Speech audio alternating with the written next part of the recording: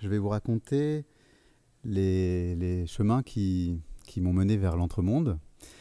L'entremonde qui est une recherche, une enquête et qui va aboutir à un spectacle qui sera créé en décembre 2023. Donc dans un premier temps, je vais vous dire en quoi consiste cette recherche et comment j'y suis arrivé. Et puis, je vous parlerai ensuite des outils, notamment les outils numériques qui nous permettent de mettre en œuvre cette recherche avec toute l'équipe de création. Ensuite, je vous parlerai des différentes étapes de cette création qui vont s'échelonner jusqu'en décembre 23, où sera créé le spectacle, l'Entremonde, dont je vous dessinerai les contours tels qu'ils sont déjà présents depuis qu'on a commencé à penser ce projet, ce spectacle. Alors, l'Entremonde, c'est donc une recherche sur un objet assez ténu, mais présent chez tout le monde, en fait, dont on a plus ou moins conscience selon les moments, mais qui est présent de façon permanente, qui est le fait que l'homme est créateur constamment d'images intérieures. Alors c'est un sujet très vaste, on pourrait parler bien sûr des images du rêve, mais peut-être là on va se concentrer sur les images qui naissent lors de la lecture ou lorsque on entend une œuvre littéraire.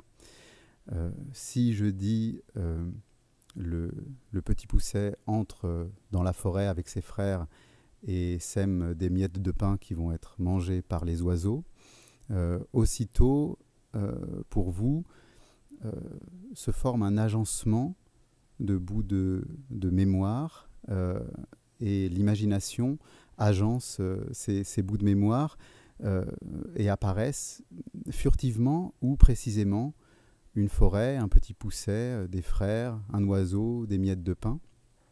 Et ce sont des choses qui nous sont communes. Et en même temps, si on a la possibilité de les regarder, individuellement, on va se rendre compte de toute la différence et de toute cette constellation qui se dégage d'images intérieures que nous produisons tout le temps. Personnellement, cette association des mots et des images, je peux voir à quel moment j'ai pu en prendre conscience, c'est avec une bande dessinée. Et d'ailleurs, le nom du théâtre de l'incrédule vient de cette bande dessinée, puisqu'il y a une aventure qui s'appelle Le voyage de l'incrédule, et qui fait partie des aventures de Philémon, qui voyage sur les lettres de l'océan Atlantique. Et dans la première aventure, le naufragé du A, voilà, c'est un jeune homme, Philémon, qui se promène avec son âne dans une campagne désolée, puis il va chercher de l'eau dans un puits, et il va tomber dans ce puits, et ce puits n'a pas de fond, il pense se noyer, il s'évanouit, et il se réveille sur une grande plage où brillent deux soleils. Il se promène un petit peu, il tombe dans un trou, et il tombe sur le puisatier, qui justement avait creusé ce puits qu'il a mené sur le A de Océan Atlantique. Et du coup, il essaye de creuser des trous pour regagner la vie réelle. Bon, sans succès. Et Philémon, lui, va pouvoir revenir dans le monde réel, mais régulièrement, il va retourner sur les lettres de l'Océan Atlantique. Alors ça, pour moi, ça a été une grande révélation, parce que d'abord, d'une part, je me suis rendu compte que les portes de l'imaginaire étaient dans le réel et qu'il fallait donc les reconnaître et les emprunter et puis en inventer des nouvelles à chaque fois. Et aussi eh bien, que les lettres formaient des mots et que ces mots étaient des espaces et des mondes qu'on pouvait visiter. Et ça a été mon entrée vers la lecture, cette fois de livres, où les mots sont devenus des images. Et bon, j'ai gardé ce rapport très imagé à la lecture, qui fait de moi d'ailleurs parfois un lecteur un petit peu distrait, parce que bon, je peux lire 2-3 phrases et puis partir ensuite dans la constellation des souvenirs, des associations d'idées que m'ont provoqué ces phrases. Et le fait qu'une œuvre se construise toujours entre ce qu'elle propose et ce que les lecteurs ou les spectateurs vont apporter d'images intérieures. C'est quelque chose qui reste très présent dans le travail de la compagnie, le Théâtre de l'Incrédule. Avec Adeline Caron, notamment, voilà, qui est scénographe, on construit des images, bien sûr, qu'on veut belles, mais ce qui nous importe, c'est aussi qu'elle laisse de la place à l'imagination du spectateur et qu'on se retrouve au milieu du pont, qu'on puisse voilà, se retrouver dans cet entremonde. Et cet entremonde aussi, c'est la façon dont au plateau, le théâtre et la musique vont se rencontrer, où très souvent dans les spectacles, la plupart du temps, il y a des musiciens, des instrumentistes, des chanteurs, des comédiens qui se rencontrent, qui font rencontrer leur monde et qui en forment un nouveau. Ça a été le cas notamment d'un spectacle qui a joué ici sur cette scène de Corbeil-Essonnes, qui est Traviata, vous méritez un avenir meilleur, où on était aussi dans un entremonde entre opéra, théâtre, et avec une coexistence de plusieurs mondes sur scène. C'est par ces rencontres musicales que j'ai eu la chance de rencontrer le créateur de son, Augustin Müller, et le compositeur Pedro Garcia Velasquez, qui m'ont présenté l'objet qui est à ma gauche et qui m'est apparu tout de suite justement comme une de ces clés de passage, comme le puits de Philémon, pour passer du réel vers un monde immatériel. Donc bon, certains connaissent déjà cette tête, mais d'autres vont la découvrir. Donc là, ici, je vous parle depuis un micro mono, et je vais passer à la tête binaurale.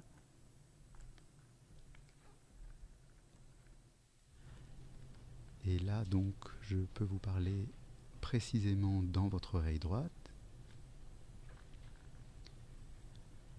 Là, je peux vous parler précisément dans votre oreille gauche, à l'arrière de votre oreille gauche. Et je peux passer de l'oreille gauche à l'oreille droite. Et de l'oreille droite par un autre chemin à l'oreille gauche. Voilà, maintenant je vais tourner la tête pour qu'elle soit dans votre direction et que l'oreille gauche soit ici et l'oreille droite ici. Donc si vous ne m'entendez pas à droite et si vous ne m'entendez pas à gauche, ça veut dire qu'il faut tourner votre casque. Alors, à partir de cet objet, ce que j'ai éprouvé, c'est le fait qu'on peut construire à la fois une dimension temporelle et une dimension spatiale dans une œuvre musicale et dans une œuvre théâtrale également. Et par rapport à ce que je disais de la place, enfin des images qui naissent pendant la lecture, il y a une chose déjà sur laquelle on peut travailler, c'est, et en faire prendre conscience, c'est le fait que un lecteur projette toujours son corps dans l'œuvre. Son corps, la représentation de son corps, de ses sens, il va les mettre en œuvre, et ça d'une façon assez fluctuante, assez diverse, comme le rêveur dans son rêve. Par exemple, si je prends le début de Un homme qui dort de Georges Perec, dès que tu fermes les yeux, l'aventure du sommeil commence. Bon, ce tu, il s'adresse au lecteur directement et il lui propose de se remémorer ce moment de l'obscurité de la chambre où, quand on ferme les yeux, s'élabore tout de suite un tableau de phosphorescence comme des souvenirs de lumière. Et ça, on peut suggérer que c'est une voix intérieure qui vient vraiment à l'intérieur du crâne et qui serait, ce tu serait en fait un je. Mais ensuite, on va découvrir que ce tu, c'est aussi le portrait d'un jeune homme un peu désœuvré qui est resté chez lui dans sa chambre, et là je peux être amené du coup à créer une image plus objective où le tu sera présenté devant la tête. Voilà, donc ça, il y a ce travail de spatialisation qui s'effectue physiquement mais qui permet de représenter les projections intérieures du lecteur.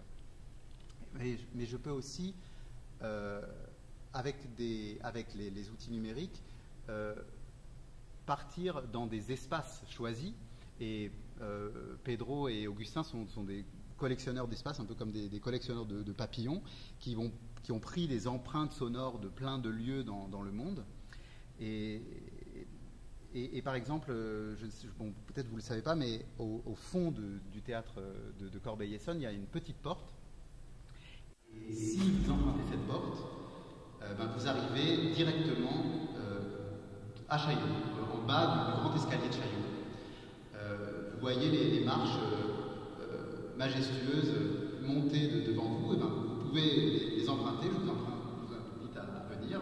Voilà, montez les marches, montez. Voilà, n'hésitez pas, venez tous. Venez, voilà, vous arrivez en haut des marches et sur votre droite, il y a une petite porte en bois sculpté qu'on ne repère pas toujours à Chaillot. Mais je vous invite à l'ouvrir.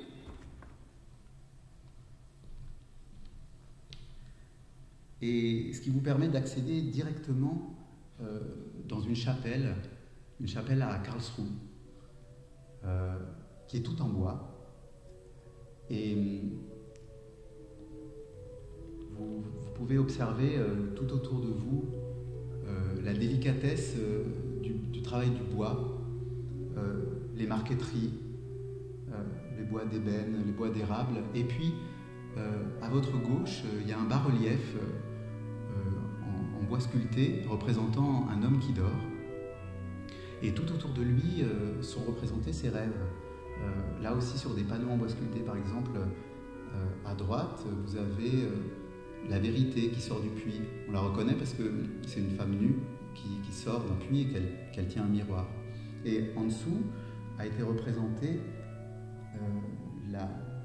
une locomotive, la locomotive de la gare de La Ciotat, la même qui rentre dans le film des Frères Lumière et qui a tellement impressionné les spectateurs la première fois qu'ils l'ont vu. Et juste à gauche, vous avez un couloir que vous pouvez emprunter. Et ce couloir vous permet d'accéder directement à la gare de Karlsruhe. Karlsruhe, ça veut dire le repos de Charles. Parce qu'on raconte que, Charles, le roi Charles, s'est arrêté, il est descendu de son cheval dans une forêt, il s'est endormi et il a rêvé que ici se bâtirait une ville, dans cette forêt. Et effectivement, il a construit un château tout en étoile par la ville. Et au-dessus, là vous êtes dans cette gare, vous pouvez voir le panneau des destinations. Et il y en a une qui est justement la forêt noire, directement. C'est très pratique. Vous prenez le train et en quelques minutes, vous arrivez au cœur de la forêt.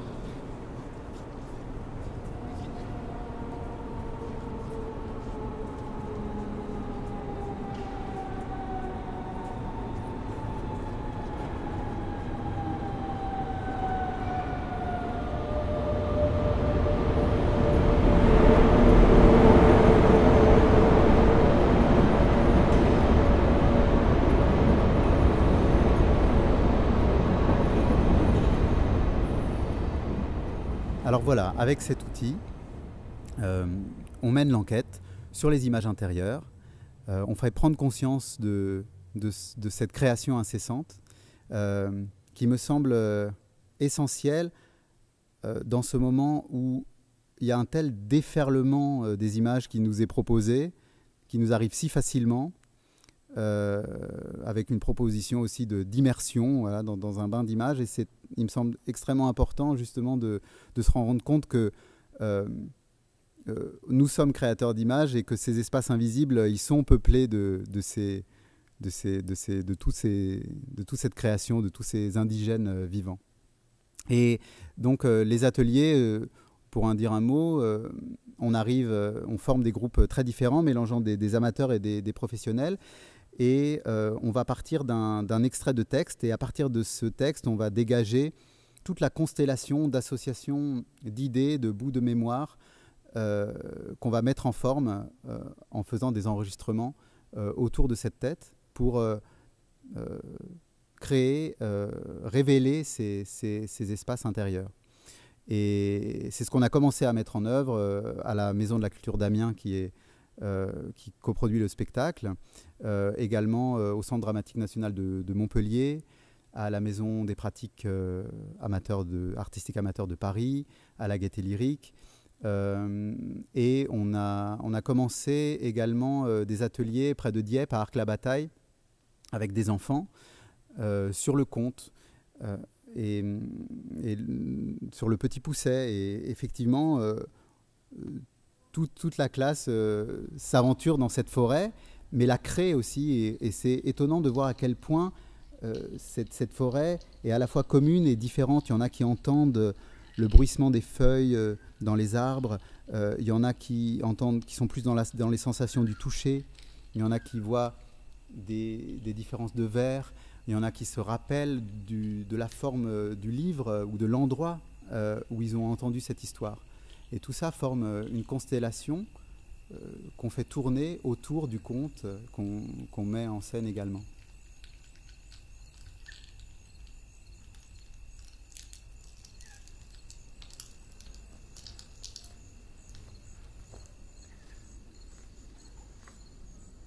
Benjamin, si tu nous parles du spectacle de l'Entremonde, tu as déjà les premières intuitions scénographiques? Jessica, avec Adeline, oui, on en a parlé, on en parle. C'est-à-dire que comme on veut que les spectateurs s'imaginent le plus de choses possibles, alors qu'ils soient producteurs d'images, on veut créer l'espace propice à ça. Donc c'est aussi avec Maëlle Iger, celle qui crée les lumières, qu'on va pouvoir jouer sur des moments où on dévoile le procédé, voilà, comme on est là, où on peut voir la tête, puis des moments d'obscurité, où là on peut laisser partir les spectateurs, qui ne seront pas obligatoirement dans un rapport purement frontal, production d'images, récepteur d'images. Ça, il faut qu'on le travaille encore, il pourrait y avoir une bifrontalité. Voilà, des conditions d'écoute agréables. Et puis aussi quelques accessoires au plateau, des panneaux aussi qui permettent d'isoler le son parfois, et des accessoires symboliques qui vont prendre différents sens suivant la façon dont on va les nommer, qui vont servir comme de relais, d'étapes, voilà, comme les chamans qui parfois mettent 3 bâtons pour manifester les 3 étapes de leur voyage. Et donc la lumière, on serait plutôt dans des ouvertures un peu... Il va y avoir de tout, il va y avoir aussi des moments de vibration de lumière, des endroits où la lumière sera projetée, mais aussi des moments d'obscurité. Bon, souvent, avec l'incrédule, on travaille dans ces obscurités-là, parfois à la bougie, pour laisser l'imaginaire du spectateur se développer. Mais il y aura de tout. Et est-ce que tu penses à une histoire qui pourrait conduire finalement toutes ces collectes faites On va entendre ces voix collectées, on va se promener comme ça dans un palais de mémoire, voilà, où on va s'aventurer dans ce palais, toutes ces chambres de souvenirs, à travers une histoire, c'est-à-dire un homme essaye d'atteindre, de retrouver un souvenir perdu et une personne perdue. Et en faisant cette quête, il va ouvrir les différents magasins de sa mémoire, voilà, comme ce que disaient les personnes de l'Antiquité qui se promenaient dans leur mémoire comme dans des palais invisibles. Voilà, il y aura ces chambres qui vont s'ouvrir. Mais cette voix, ce souvenir, qui se manifeste d'abord d'une façon fantomatique, va être de plus en plus présent. Et au bout d'un moment, on va se rendre compte que dans le même temps, quelqu'un est en train de s'aventurer aussi dans sa mémoire vers cette autre personne, et ils vont se rencontrer dans cet entremonde, ce monde entre leurs mondes, fait de leurs souvenirs et de leurs rencontres passées. Et comme ça, tu imagines combien de personnes au plateau? Il y aura 2 comédiens chanteurs, acteur avec sachant chanter, et puis aussi une chanteuse lyrique et un musicien. Parce que bien sûr la musique va avoir beaucoup d'importance, Pedro. c'est vrai que le son, je pense qu'il va avoir une importance forte, puisque c'est ces décors sonores déjà qui vont faire surgir chez les spectateurs des lieux. Et donc avec ces lieux, on réinterroge constamment la frontière entre musique et décors sonores qui peuvent évoquer des souvenirs. Mais aussi tous ensemble au plateau, je vais leur composer bien sûr des musiques, des poèmes sonores qui parfois seront plus bêtises, parfois plus purement musicales.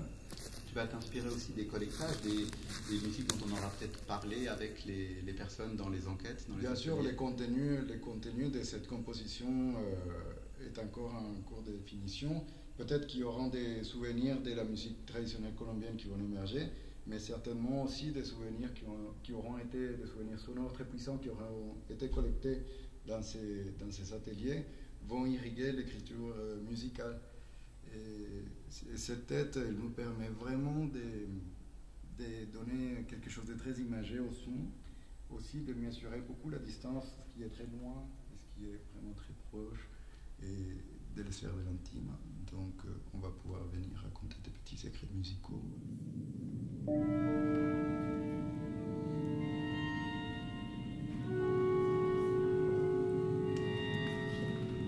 Merci.